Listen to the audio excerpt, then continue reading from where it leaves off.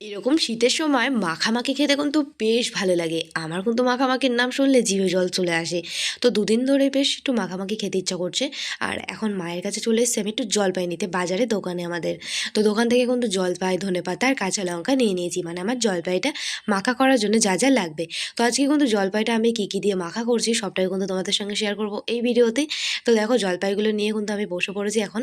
বোটাগুলো ছাড়িয়ে জলে খুব ভালো করে আমি ধুয়ে নিয়েছি। আর এখন একটু ধনেপাতা নিয়ে এসেছিলাম, সেই ধনেপাতাটা কিন্তু কুচিয়ে জলপাইয়ের মধ্যে দিয়ে দেবো।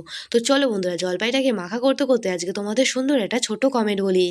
দিদি আমার নামটা নাও বিউটি।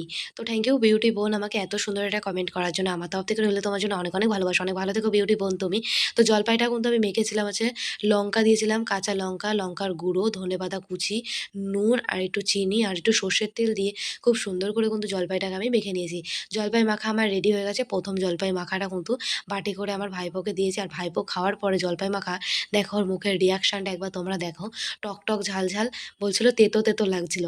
জলপাই মাখাটা কিন্তু খুব সুন্দর হয়েছিল খেতে। তো বন্ধুরা এরকম শীতের সময় আমার মতন মাখামাখি খেতে তোমরা যারা, যারা পছন্দ করো অবশ্যই কমেন্ট করে আমাকে জানিও, নামটা বলো।